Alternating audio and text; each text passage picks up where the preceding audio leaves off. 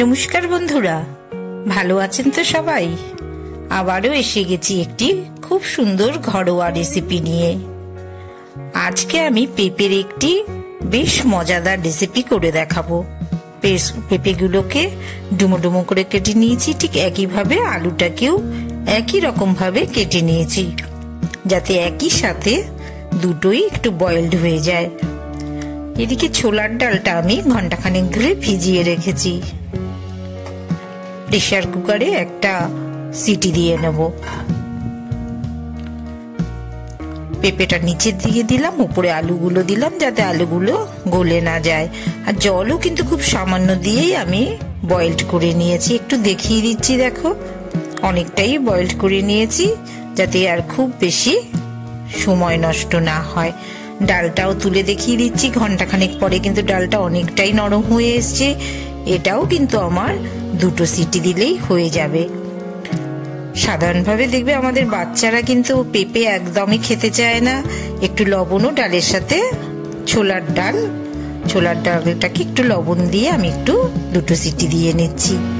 কড়াইতে একটু তেল দিয়ে দিলাম, খুব অল্প তেলেই কিন্তু রান্নাটা হয়ে যাবে। একটু সাদা জিরে ফোড়নও দিয়ে দিলাম। এইভাবে তোমরা একটু করে দেখবে, দারুণ কিন্তু খেতে হয়। খুব মজাদার রেসিপি। আর এটা ভাত, রুটি, পরোটা, দুপুর রাতে যখন খাবে ভালো লাগবে। খুব ভালো রেসিপি। আমি আলু আর পেঁপেটাকে কিন্তু একই সাথে ভেজে নিচ্ছি। দুটোই আমার সমানভাবে একদম বয়েলড হয়েছে। 1 চামচ মতন লবণ ছড়িয়ে দিলাম, আর 1 চামচ হলুদও দিয়ে দিলাম।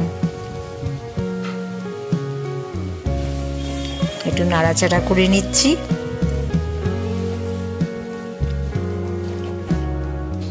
একবারে খুব ভালো করে আমি ভেজে নিয়েছি, যাতে আমার পরবর্তীতে খুব বেশি কষানোর সময় না নষ্ট হয়। আবারও সামান্য একটু তেল দিয়ে দিলাম। নিরামিষ রান্না, তাতে খুব বেশি তেলের দরকার পড়বে না, কিন্তু এভাবে করে দেখো। 1/4 চামচ কিন্তু আমি ঘি দিয়ে দিলাম।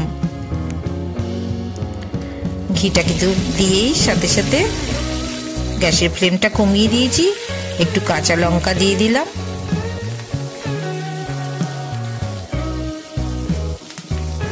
এটা তোমরা ইচ্ছে করলে এই যে হিং ফোড়নটা দিলাম, এটা তোমরা একটু সামান্য একটু ঘি দিয়েও করতে পারো। আমি অবশ্য সর্ষের তেলেই করেছি।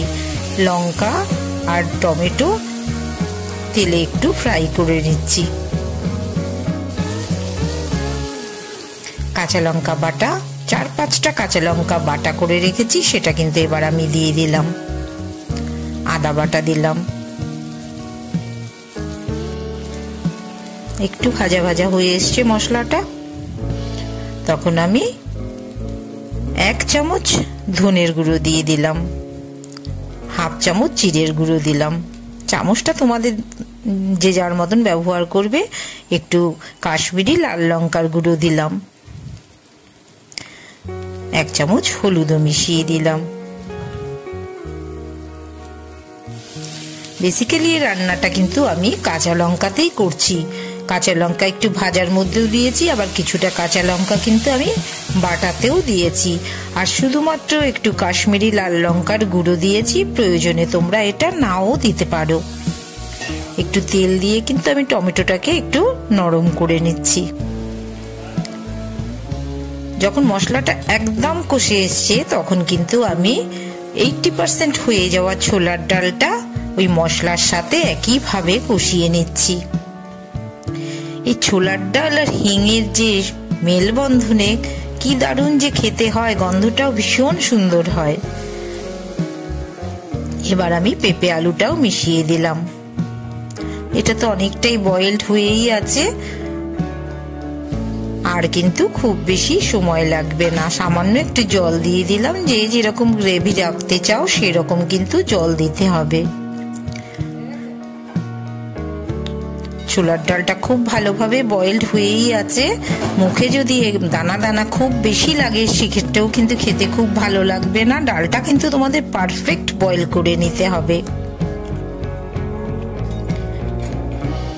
সুতাপাস কিচেন কিন্তু প্রতিদিন এরকম খুব সুন্দর সুন্দর মজাদার রেসিপি তোমাদের জন্য নিয়ে আসে। তোমাদের ভালোবেসে ভালো লাগলে অবশ্যই তোমরা চ্যানেলটাকে সাবস্ক্রাইব করে দিও, আর পাশে থাকা বেল আইকনটা প্রেস করে দিও, তাহলে তোমাদের কাছে সবার আগে নোটিফিকেশন পৌঁছে যাবে। 1 চামচ মতন চিনি মিশিয়ে দিলাম। রান্নাটা বুঝতেই পারছো শেষ হয়ে এসছে, আর দারুণ সুন্দর কিন্তু একটা গন্ধ বেরিয়েছে। ডালগুলোও কিন্তু সুসিদ্ধ হয়েছে। 1 চামচ মতন ঘি মিশিয়ে দিলাম। ছোলার ডাল রান্না একটু ঘি দিলে কিন্তু খেতে খুব সুস্বাদু হয়।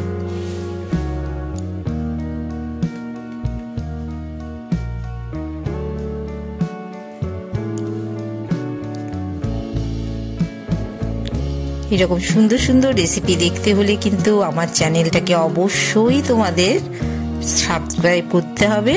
একটা সাবস্ক্রাইব করে দিও, পাশে থেকো। আর আমি কিন্তু সার্ভ করার জন্য নামিয়ে নিচ্ছি। আমার কিন্তু পেঁপে ছোলার ডাল তৈরি হয়ে গেছে। ভীষণ পছন্দের খাবার এটা বাচ্চাদেরও। দেখো একটু টিপে দেখিয়ে দিচ্ছি, ছোলার ডালটা একদম পারফেক্ট হয়েছে। একদম খুব বেশি গলেও যায়নি, আবার মুখে সামান্য একটু দানা দানাও লাগবে। ভালো লাগলে চ্যানেলটিকে তোমরা অবশ্যই একটা লাইক দিয়ে দিও, আর আরো ভালো লাগলে পাশে থেকো, সাবস্ক্রাইব করো। আবারও বলছি